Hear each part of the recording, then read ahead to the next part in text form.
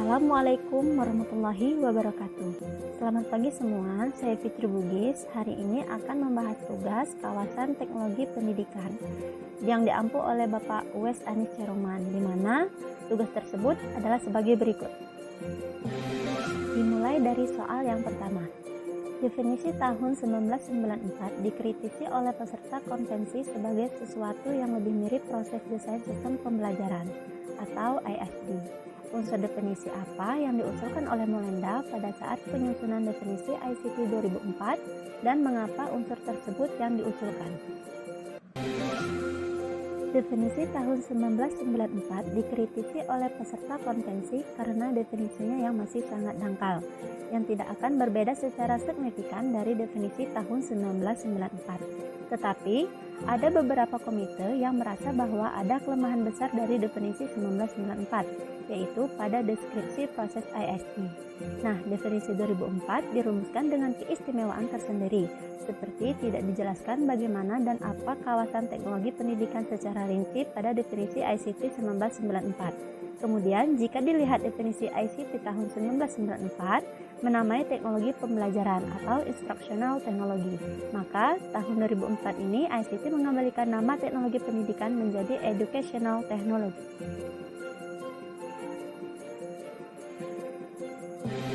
Molenda berpendapat bahwa teknologi pendidikan adalah studi dan praktik etis untuk memfasilitasi pembelajaran dan meningkatkan kinerja dengan menciptakan, menggunakan, dan mengelola proses dan sumber daya teknologi yang sesuai.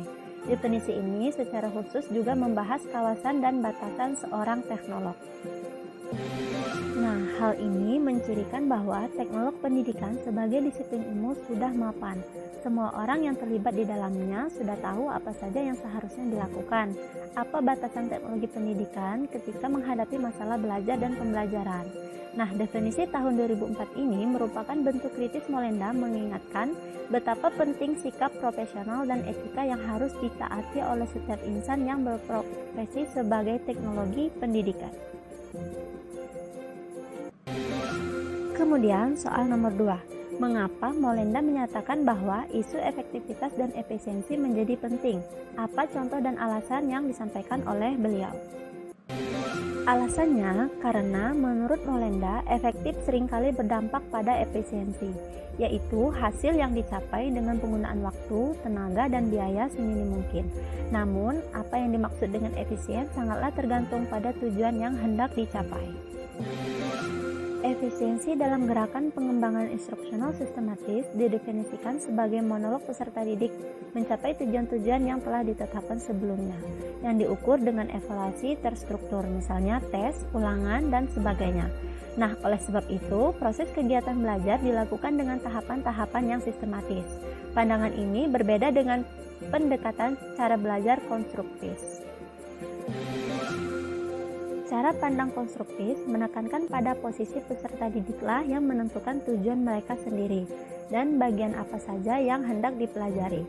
Belajar yang benar dan berhasil adalah apabila ilmu pengetahuan dapat dipahami secara mendalam, dialami, dan diterapkan untuk mengatasi masalah-masalah di dunia nyata, bukan hanya sekedar hasil ujian atau ulangan.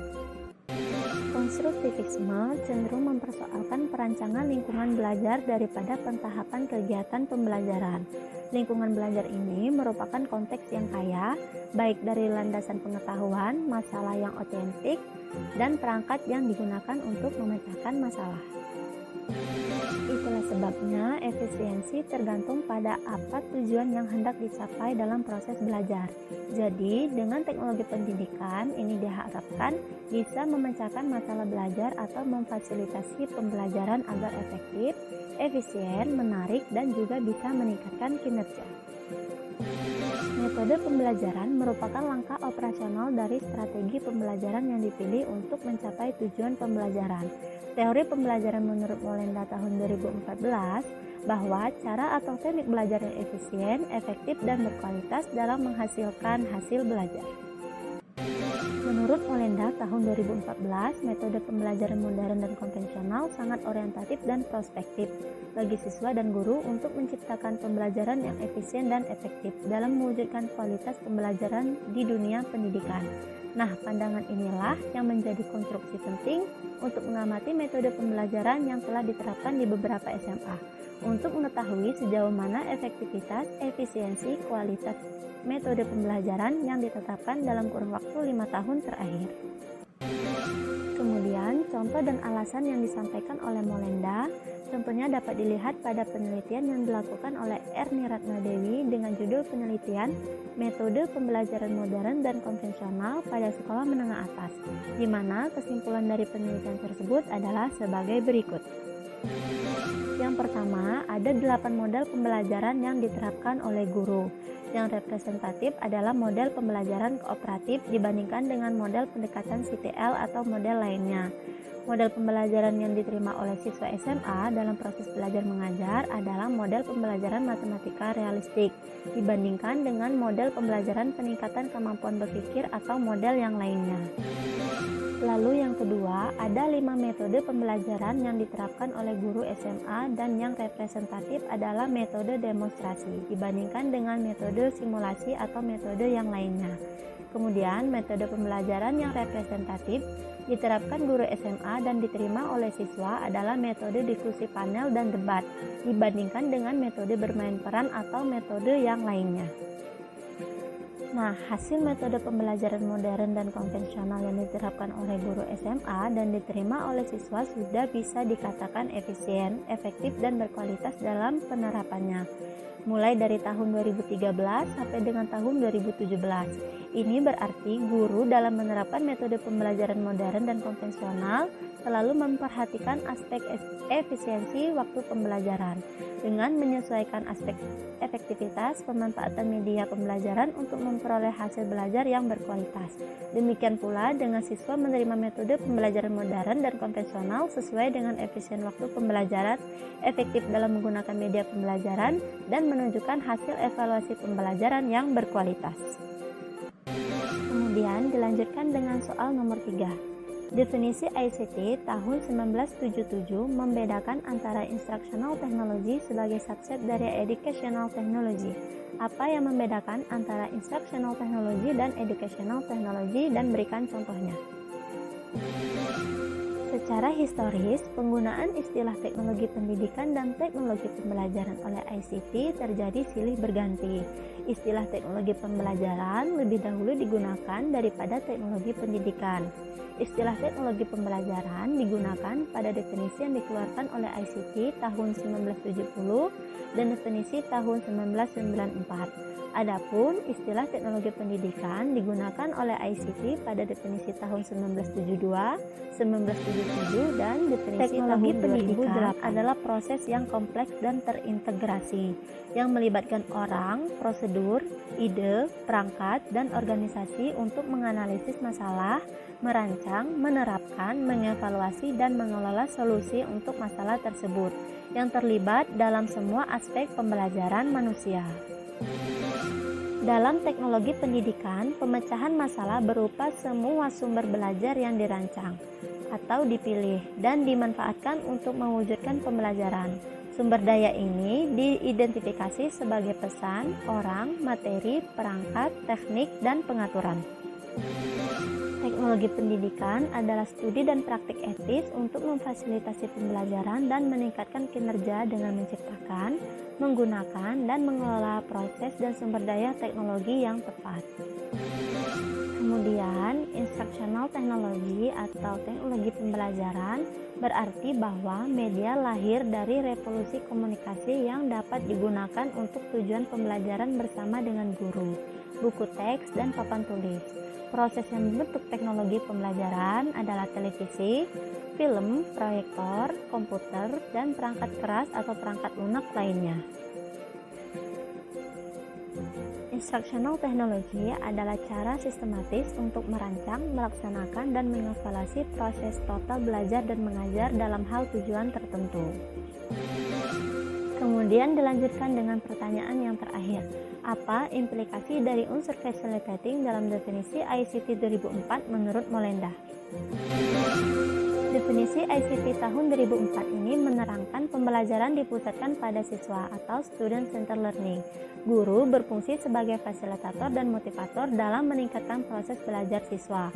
Hal ini sesuai dengan definisi teknologi pendidikan sebagai studi dan etika praktek untuk memfasilitasi pembelajaran dan meningkatkan kinerja melalui penciptaan, penggunaan, dan pengaturan proses sumber daya teknologi. Definisi ini mengalami pembaharuan atau pemantapan pada tahun 2008. Nah, kemudian berikut akan dijelaskan konsep istilah yang dipakai dalam definisi teknologi pendidikan ICT tahun 2008, yaitu facilitating hadir sebagai akibat adanya pergeseran paradigma pembelajaran yang memberikan peran dan tanggung jawab lebih besar kepada peserta didik, sehingga peran teknologi pendidikan berubah menjadi memfasilitasi. Memfasilitasi meliputi mendesain lingkungan belajar, pengorganisasian sumber belajar, dan menyediakan alat media untuk belajar. Kegiatan belajar dapat berlangsung melalui tatap muka atau face-to-face, atau berlangsung di lingkungan virtual. Merujuk pada definisi ICT 2004 bahwa teknologi pendidikan harus dapat memfasilitasi belajar dan meningkatkan performa kinerja, baik perorangan, kelompok, atau organisasi, dengan usia berapapun, kapan, dan di mana saja, dan dengan materi apapun. Maka saatnya teknologi pendidikan berkiprah lebih banyak dalam revolusi industri. Implikasi dari unsur facilitating dalam definisi teknologi pendidikan menurut ICT 2004 adalah wujud eksplisit dari perubahan paradigmatik dalam melihat peran dan posisi teknologi pendidikan. Objek kajian dalam teknologi pendidikan yaitu memfasilitasi berlangsungnya proses belajar individu maupun organisasi, bukan mengontrol proses belajar. Dengan kata lain, perubahan peran dari to control menuju to support learning. Unsur facilitating ini mengandung makna bahwa satu fasilitas yang memberikan kemudahan dengan cara merancang lingkungan, mengorganisasikan sumber-sumber, dan menyediakan peralatan yang kondusif untuk mendukung proses pembelajaran sesuai dengan kebutuhan. Efektif, efisien, dan menarik mulai dari pembelajaran langsung atau face-to-face sampai dengan pembelajaran jarak jauh atau virtual. Nah, para teknolog pendidikan harus memfasilitasi kegiatan pembelajaran dengan mengikuti tren dan standar kompetensi untuk seluruh jenjang pendidikan formal dan non-formal, baik itu perorangan maupun kelompok, baik organisasi ataupun perusahaan, dan terkait materi apapun yang dibutuhkan oleh pembelajar dengan hambatan apapun. Berdasarkan kawasan teknologi pendidikan, maka seorang teknolog pendidikan merupakan desain, pengembang, pemakai, pengelola, pengevaluasi proses dan sumber belajar, serta peneliti kegiatan pembelajaran. Oleh karena itu, teknolog pendidikan harus dapat memanfaatkan dan mengembangkan fasilitas yang tersedia pada saat ini untuk proses belajar dan mengajar berupa jaringan internet dan perangkat berbasis web, dan mampu bekerja sama dengan praktisi lainnya dalam menyiapkan pembelajaran yang melampaui batas-batas di ruang kelas. Baik teman-teman sekalian, sekian pembahasan dari saya, semoga dapat dipahami ya. Wassalamualaikum warahmatullahi wabarakatuh. Bye-bye.